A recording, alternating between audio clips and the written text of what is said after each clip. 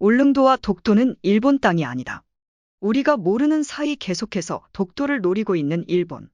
일본은 한국의 계획에 당황하며 군사도발까지 하겠다고 나선 상황 대체 어떻게 된 일인지 지금부터 자세하게 설명해 드리겠습니다.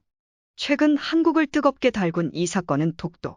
컴 주소를 치면 일본 외무성 홈페이지 속 다케시마 홍보 웹페이지로 연결된다는 사실이 발각되면서 시작되었습니다. 웹사이트는 다음과 같은 내용을 가지고 있습니다. 다케시마 영유권에 관한 일본국의 일관된 입장.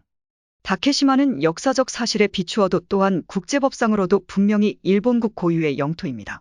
한국에 의한 다케시마 점거는 국제법상 아무런 근거가 없이 행해지는 불법 점거이며 한국이 이런 불법 점거에 따라 다케시마에 대해 실시하는 그 어떤 조치도 법적인 정당성을 가지지 않습니다. 일본의 스텔스 도발에 참다 못한 한국 정부가 기발한 아이디어를 생각해냈는데요. 울릉도와 독도 사이를 해저터널로 연결해 일본이 더 이상 한국을 상대로 영토 욕심을 못 부리게 만든 것입니다. 일본의 한국에 대한 악의는 상상도 할 수 없다. 너무 사악하다. 과거 독도.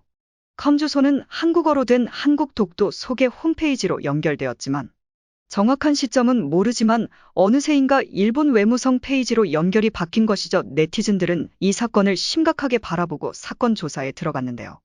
도메인 소유자의 정보를 조사하던 이들은 소유자 국적이 미국 국적인 것은 확인했으나 언제, 어떤 경위로 이 주소를 손에 넣었고 일본 외무성 웹페이지로 연결을 했는지는 알 수 없었습니다. 독도를 소개하는 일본 외무성 웹페이지는 일본 정부의 지원을 받아 다케시마의 정당성과 한국이 독도를 불법 점거하고 있다는 사실을 홍보하는 페이지로서 터무니없는 주장이 적혀있는 페이지인데요. 이번 사건도 일본 정부 혹은 일본이 계획한 일이라는 것은 자명한 일. 한국도 이에 지지 않기 위해 죽도를 활용해 주변은 일본 도메인을 한국 외교부 웹사이트로 연결하도록 조치했습니다. 때 아닌 한일 전쟁이 인터넷상에서 벌어진 셈인데요. 일본의 교묘한 독도 훔치기 계획은 우리가 모르는 사이에 지속적으로 행해지고 있는 것입니다. 현재 일본 외무성으로 연결된 홍보 페이지는 다음 달 27일까지 계약된 상태로 만약 도메인 소유자가 비용을 지불하고 계약을 갱신하면 독도 컴은 꼼짝없이 일본 손에 넘어가는 것이나 다름없는 상황. 독도를 세계에 알리기 위한 작업이 오랜 기간 계속되어 왔지만 그에 못지않게 일본 역시 사소한 부분에서 영토 침략을 진행 중에 있습니다. 일본 교과서에도 이와 비슷한 일이 또 한 번 일어났는데요. 일본 고등학교 2학년 이상 학생이 사용하는 역사 교과서의 조선인 강제 연행과 일본군 위안부 표현이 삭제된 것이 발견된 것입니다. 결정적으로 일본의 사회과목 교과서 12종 모두 독도는 일본의 고유 영토라는 기술을 담으며 일본은 변하지 않았다는 것을 드러냈죠. 일본 문부과학성이 내년 사용하게 될 239종의 교과서를 심사 완료했지만 제대로 된 검정이 이뤄지지 않은 것이 발각된 것인데요. 하지만 일본 정부 입장에서는 아무런 문제가 없다는 주장입니다. 어디까지나 조선인 징용 관련한 부분에는 교과서만의 역사적 기술의 다양성이 확보되어야 한다고 말하. 독도의 다케시마 기술에 대해선 분쟁 지역이기 때문에 이를 독도로 표기하는 것이 아니라 다케시마 표기하는 것이 틀린 표현이 아니라고 말한 것이죠. 심지어 역사 교과서 12종 중 8종에는 한국이 현재 독도를 불법 점거하고 있다는 기술을 포함시켰고 극우 성향의 교과서에선 한국이 일방적으로 자국 영토라고 주장하고 있다. 는 기술이 발견되었습니다. 여러 번 기술을 고치겠다고 말을 하면서 일본은 언제나 그렇듯 앞에서는 사죄하는 모습을 보여주었고 뒤로는 말을 하나도 안 듣는 행동을 보여주었습니다. 독도를 보호하기 위해 한국 정부와 한국인들이 특단의 조치가 필요한 시점인데요. 특히 시류 지배를 걸고 넘어지는 일본의 주장을 효과적으로 반박하기 위해 다양한 아이디어가 나오던 중 한국 정부는 놀라운 계획을 추진하기에 이르렀는데요. 바로 울릉도와 독도를 연결하는 해저터널을 만드는 계획입니다.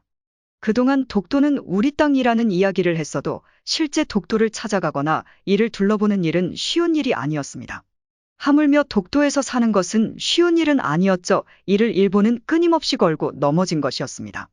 실제로 살고 있지 않은 땅을 자기 땅이라고 주장하는 것은 말이 안 된다는 게 그들의 주요 논지였는데요. 무조건 국민 중 누군가가 살아야 그 땅의 주인의 나라 것이 되는 것은 아닙니다. 일본도 수많은 무인도를 지배하고 있지만 실제 1954년에 일본 해상보안청이 독도 점령 시도를 목적으로 독도 상륙을 시도했다가 독도 의용 수비대에 박격포에 일본 측 사상자만 발생하고 후퇴한 독도 대첩이 있었다. 그걸 살지 않는 섬이라고 해서 일본이 소유하고 있지 않다고 주장하지 않는 것처럼 말이죠. 설사 그들의 주장을 받아들인다고 해도 독도에 거주하고 있는 해양경비대와 독도 주민이 있기 때문에 일본의 주장은 아무런 효력이 없었죠. 하지만 그것만으로는 부족한 것이 현실입니다. 많은 국민들이 독도를 쉽게 방문해 실제 자신들의 땅인 것을 인지하게 할 필요성이 있는 것이죠. 유람선을 이용하거나 울릉도 주변에 울릉공항을 건설. 울릉도와 독도를 해저터널로 연결해 울릉도 주민이 독도에 자주 찾을 수 있도록 하거나 울릉도에 방문한 외부인이 해저터널을 이용해 독도를 방문한다면 사람들이 독도를 더 편하게 접근할 수 있습니다. 게다가 울릉도와 독도를 물리적으로 연결하면 독도를 한국 소유의 땅이라 주장하기도 더 쉽다는 장점이 있죠. 독도와 울릉도는 해수면 아래 해산 형태로 서로 연결되어 산맥을 이루고 있습니다. 또한 안정적인 형태의 기반함에 서 있기 때문에 터널 공사에 있어서 무너질 위험 없이 안정적으로 두 섬 사이를 연결할 수 있는데요. 울릉도 독도 사이에 위치한 안용복 해산을 중심으로 두 섬을 연결한다면 자연에 큰 피해를 끼치지 않고 공사를 할 수 있다는 점 역시 장점입니다. 기술적으로도 해저터널 연결은 아무 문제가 없습니다. 한국은 해저터널 기술에 있어서 세계적인 수준으로 여러 프로젝트를 통해 건설 기술의 위명을 떨친 국가이기도 한데요. 작년 국내 최장 길이의 해저터널을 개통하면서 대내외적인 관심을 한 몸에 받은 국가가 바로 대한민국입니다. 국내 시공기술로 완성된 보령 해저터널은 총 사업비 4,881억 원을 투입해 충남 보령시 신흑동 대천항에서 5,000면 원산도를 연결하는 터널입니다. 전 세계적으로 따져보면 5번째로 긴 해저터널인데요. 6.9km 길이 중 순수 해저 구간이 5.2km에 달합니다. 국내 최초로 발파 굴착 방식인 NATM 공법을 사용했는데요. 단단한 안반에 구멍을 내 화약을 장착, 이를 폭발시켜 안반을 뚫는 방식으로 시공기일을 단축시키는데 큰 역할을 했습니다. 게다가 공사 중 터널 내해수 유입을 차단하기 위해 IMG 시스템을 적용하기도 했습니다. 기존에는 집안에 갈라진 틈에 충전재를 주입해 해수 유입을 막았으나 정밀 제어가 불가능해 해수로 인한 피해가 있었는데요. IMG 시스템은 충전재를 컴퓨터를 통해 정밀 제어 가능하게 바꾸면서 동시에 여러 곳에 충전재를 주입, 해수가 쏟아지지 않도록 방지하는 것이 가능합니다.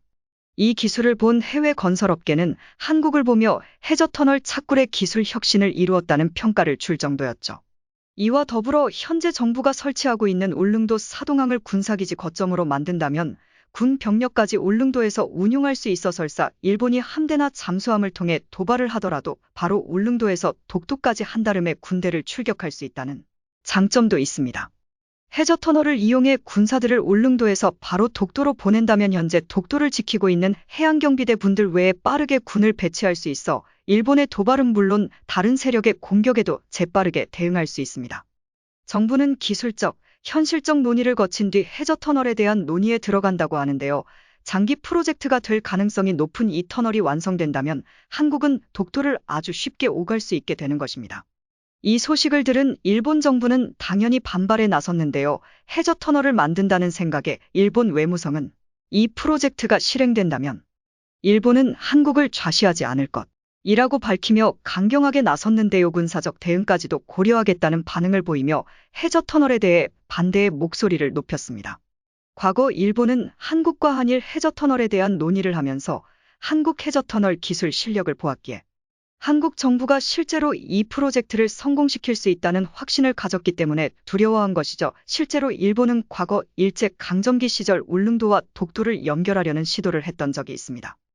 해저터널은 아니고 해저케이블로 둘을 연결했던 흔적이 울릉도에서 발견되면서 세간에 알려진 것인데요.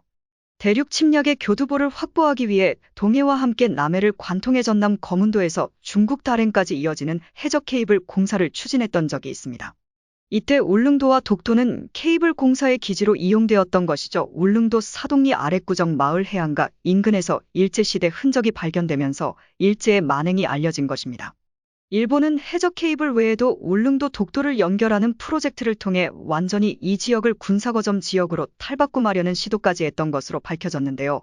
자국 영토에 해저터널을 열겠다는 한국의 행동에 분노한 것은 과거 자신들이 연결하려고 했던 것을 한국이 해낼 수 있다는 두려움 때문에 더욱 과민 반응을 보인 것이라 해석할 수 있죠. 더 이상 일본이 독도를 상대로 허튼 짓을 하지 않기를 바라며 해저터널 건설로 확실하게 독도를 한국 땅으로 전 세계에 널리 알릴 수 있기를 기원해 보겠습니다.